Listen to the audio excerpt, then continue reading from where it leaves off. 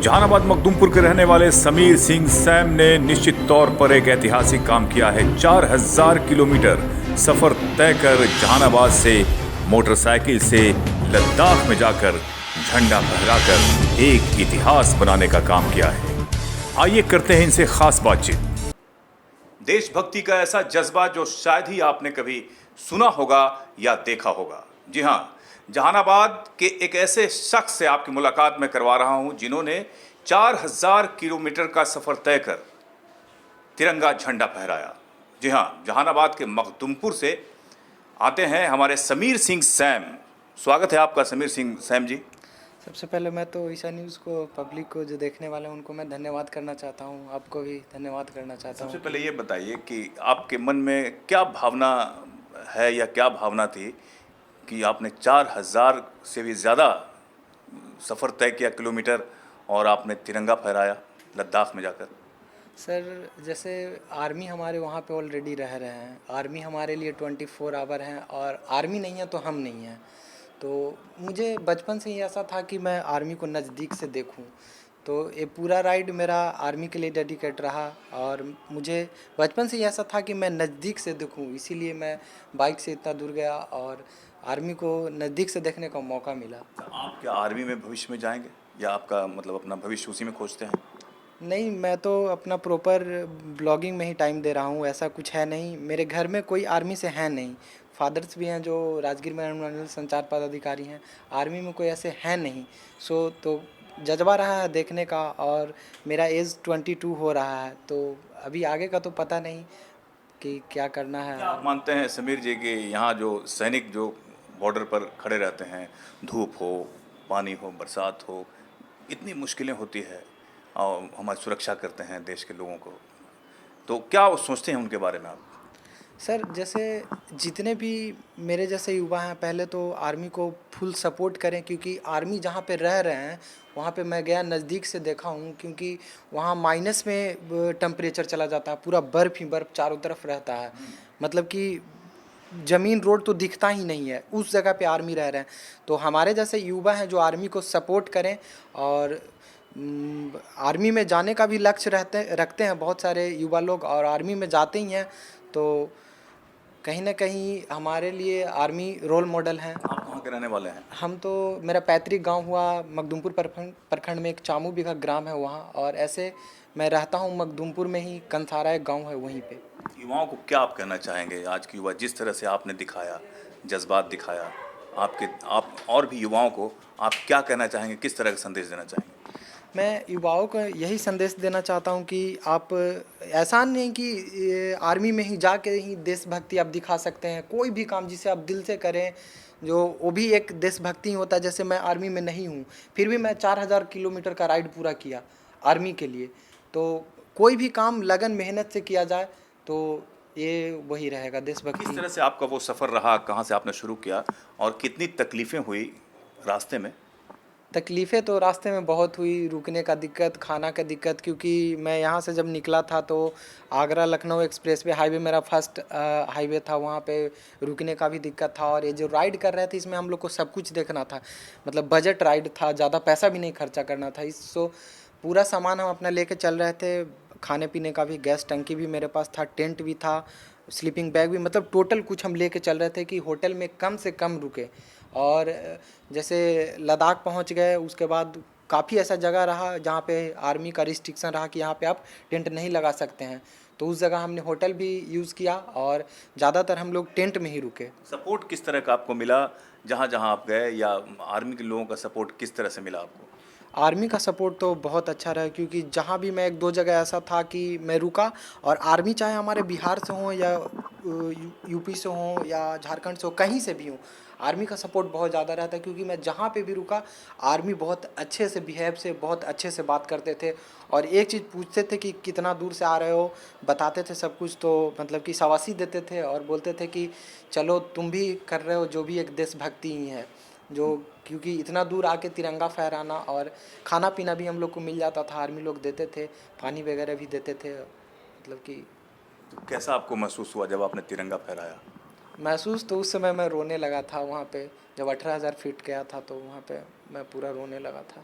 क्यों रोने लगे थे? लगा कि मैं छोटे से ज़िला से आ रहा हूँ, मेरा चाह था कि मैं पूरा करूँ, ये राइड पूरा करूँ, लद्दाख जाऊँ, पास से आर्मी को देखूँ। मैं सोचता था, टीवी में देखा करता था। तो ये प्रेरणा आपको कहाँ से मिला, किनको आपने देखा है इस तरह का करते हुए? प्रेरणा तो जैसे यूट्यूब पे देखता था कि काफ़ी सारे ब्लॉगर लोग जाते हैं, लेकिन हमारे ज़िला से पेरेंट्स लोग अलाउड नहीं करते हैं, सीधा बोलते हैं कि तो बच्चे आप लोग तो को। ब्लॉग नहीं बना रहे थे? नहीं, ब्लॉग भी शूट कर रहे थे, लेकिन वहाँ पे हमने ब्लॉग नहीं किया। ब्लॉग शूट करते जा रहे थे, लेकिन वहाँ पे ब्लॉग नहीं शूट किया।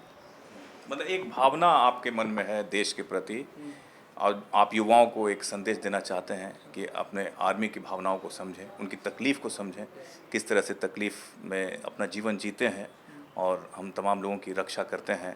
तो समीर जी, एक बात खाली और हम जानना चाहेंगे कि क्या आपके माता पिता ने इसके लिए इजाज़त दी थी? हाँ बिल्कुल सर, इजाज़त तो मिली थी उनकी तभी। क्या भावनाएं थी? मम्मी पापा खुश हुए थे, पेपर में नाम आया था तो। अब आगे आपका क्या इरादा है?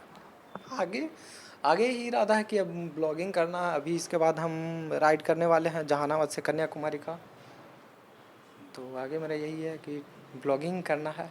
देखिए, ये समीर जी के आंखों में आंसू है और ये रो रहे हैं, तो आप समझ सकते हैं कि इनके मन में देश के प्रति कैसी भावना है, कितना जज्बात है।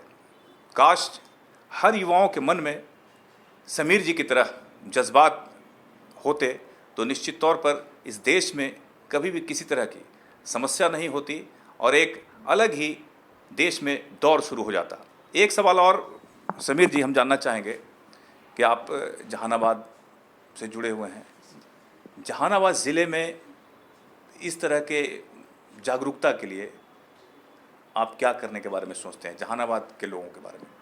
सबसे पहले तो मैं जहानाबाद के लोगों से, और जो मेरे एज के लड़के हैं, अभी मैं 22 हुआ है, एज प्लस है, तो ऐसे एज में पेरेंट्स लोग बोलते हैं कि पढ़ाई लिखाई अच्छा से करो, सरकारी जॉब करो। तो ऐसा नहीं है कि सरकारी जॉब ही किया जाए तो हम लोग का जीवन यापन हो सकता है या सरकारी जॉब से ही पैसा आ सकता है। ऐसा है कि आप घूम घूम के भी पैसा कमा सकते हैं। तो ऐसा पेरेंट्स लोग अपने पेरेंट्स घूम के क्या?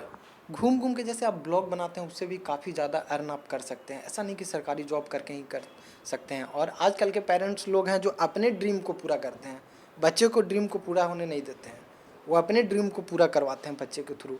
तो मैं हाथ जोड़ के ऐसे पेरेंट्स को बोलना चाहता हूँ कि आप अपने ड्रीम को नहीं, अपने बच्चे को ड्रीम को पूरा होने दीजिए।